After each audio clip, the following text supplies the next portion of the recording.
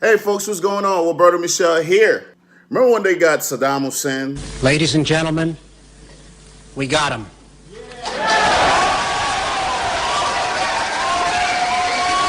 Ladies and gentlemen, let's just talk about R. Kelly. They're gonna get this guy, and it's not like you didn't know that was gonna happen. They didn't get him back like in 2000, 2001, before the previous sex tape. A lot of you kids don't know about that sex tape. That was on VHS, just to show you how old that was. And I'm ashamed to say that I watched it. I actually watched it. I don't know where I found it because it wasn't like the internet. I think I found it in Harlem somewhere. I probably bought it and watched a copy of this thing. It wasn't a big deal. It wasn't, back then it was just like a huge thing. Oh, did you see R. Kelly? Did you see R. Kelly? He peed on somebody. He peed on somebody. Peed on somebody. So it's kind of like the internet today. It kind of went viral on VHS. So he got off scot-free. I believe he paid like $100,000, went to court, beat the case. The girls say that was not him. So it's like a Shaggy situation. It wasn't me. Okay, now fast forward, okay? Now there's this documentary that just happened, and then now everybody was talking about it, including myself. So I don't have to break down the R. Kelly discography. If you don't know who R. Kelly is, that means you're not into pop culture, you're not into music, because that's what this guy do. He make hates after hates after hates with everybody that you can think of. Everybody that say, oh, they don't like R. Kelly, they not gonna listen to him, or they're gonna mute R. Kelly. Every one of them made a song with him, or want to make a song with him, or is their father in some kind of way, whether artistically, because R. Kelly has a lot of babies out here.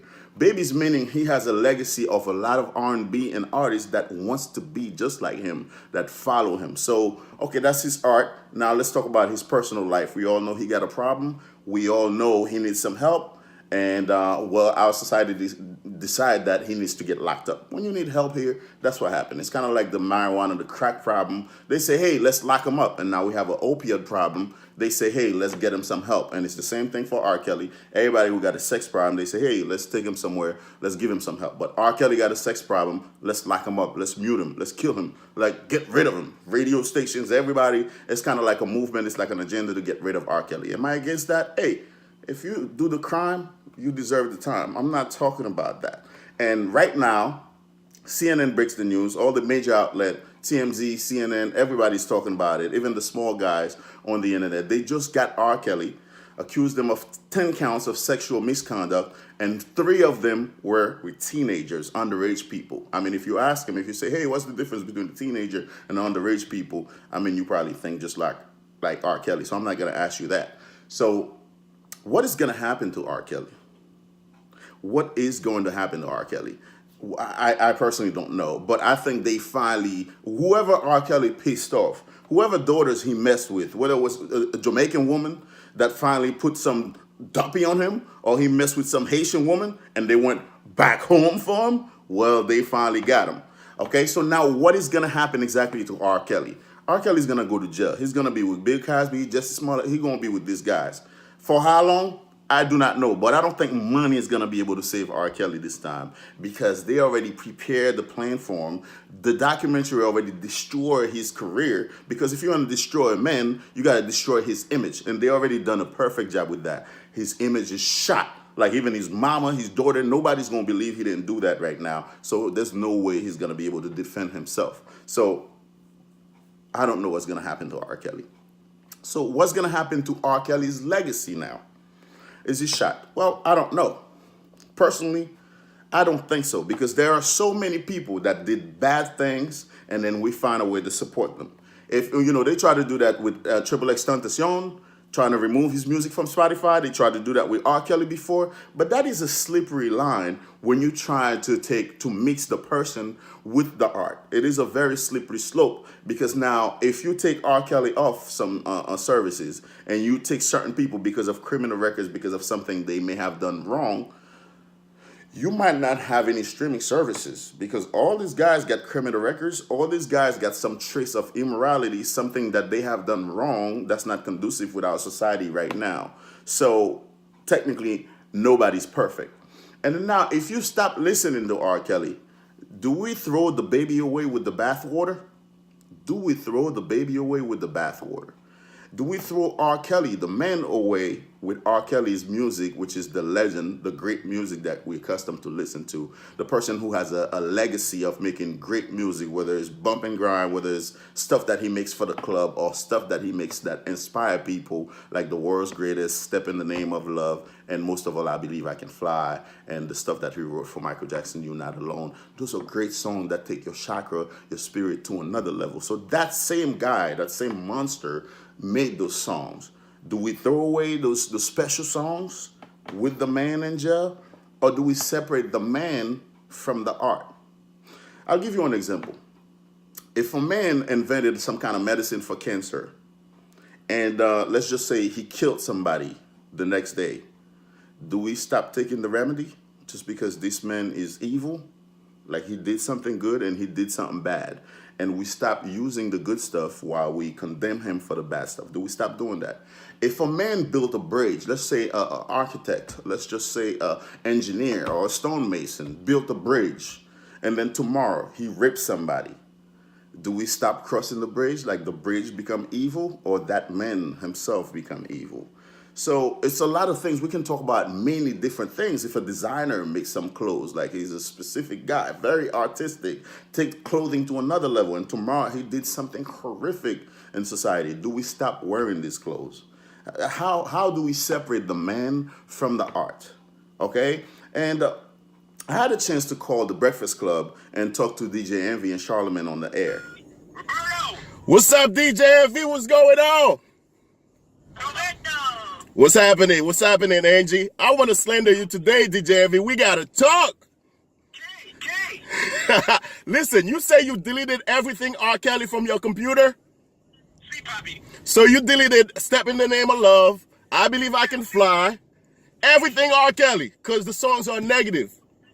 See, I cannot support him anymore. He's a please don't do that fake acid, or I'm going to have to... You have to separate. You. All right, Charlemagne, I hear you. I hear you, Sammy Sosa. Listen. Listen. If you're going to delete R. Kelly, you're not listening, Sammy Sosa. You're not listening. If you're going to delete R. Kelly, you have to delete the whole laptop, my friend. Because what have you played lately that's positive? What song in your laptop right now that you play that is positive? Nothing. Kendrick Lamar. What went down? I asked this guy, okay, you're going to remove R. Kelly's playlist off your laptop. Are you going to delete the whole laptop is the question. You're going to delete the whole laptop? Because technically, listen to the songs that we listen to now. Which one of them has a positive message? Name one song that you hear on hip-hop radio right now. The top 20 songs, first of all, it's not even 20, it's probably like 12 of them. They spin like every hour. If you like me and you pay attention to what's going on, every hour it's the same song that plays over and over and over and over. You get the point. So technically, you might as well throw away the whole laptop, my friend, because there is none of it that has a morality that's conducive to our society right now. It's kill, drugs, have sex with this woman outside of marriage. You understand the language I'm trying to speak right now. I'm not trying to be too explicit, but we know how hip-hop is explicit. It's about drugs. It's about back that thing up. It's about pussy this, pussy that. We all know the content of a lyric in a rap song today. So what is good right now? Do we throw all these guys away? Do we say, hey, we morally right now. We're going to go to church tomorrow. We're going to preach to everybody, and we're going to throw the whole laptop away? Or we're just going to pick and point on somebody and say, hey, we're going to destroy that person. We're going to throw them away. Hey, now this argument might make you think that I'm defending R. Kelly, R. Kelly's act. No, I am not defending R. Kelly's act. I'm going to say it again. I am not defending this man. We're talking about the man and his music. It's kind of like you build a bridge as an architect. You're an architect and you have a person that you are in society. You kill somebody in a car accident. You get caught drunk driving. Or you get caught doing something that's illegal or immoral to our society. Now, how do we separate the two? Because that's two different things. And that's what I'm talking about. It's kind of like you got a great basketball player. You got Kobe Bryant. And he got caught with this, young female that say, okay, he abused her. Now, is he still not a great basketball player? Do we throw away all these memories? Because of his personal act that he did off the court. That's the only question I'm asking. So now, what are we going to do with R. Kelly's music? because it seems like nobody cared about his criminal record before. Nobody cared. Like everybody knew he was doing that. The companies that he worked for, or the people that was making music with him, they all knew because he was bringing in the money. He was making the hits. He was packing the stadium. I happened to see him live before. That guy is a performer. Okay? You should see like 40-year-old women throwing pennies at R. Kelly. It is not a game. Your mama probably have thrown some pennies at R. Kelly. Okay, so R. Kelly was out here doing his thing artistically. But as a person, if you watch those documentaries, if you hear the testimony of these women, this guy was a monster. This guy was out here abusing kids. And there's all types of rumors, including men or whatever. That was horrible. So therefore, now the question is, what are we going to do with R. Kelly's legacy? Are we gonna throw away the baby with the bathwater? That's the only question I got. Don't forget to like and subscribe. We're going to talk some more. If you have any comment, don't hesitate. Just be nice to me. Understand, I'm not defending this guy. Okay, this guy, you did what you did. You're going to pay for it. That's the way we live. That's what we do. Okay? And let's just get to it, man. Don't forget to like and subscribe. Hit the bell. And any questions you may have, send me a mail. Just be nice. Just be civil about this. We can talk about it. Let's discuss it. All right? Peace.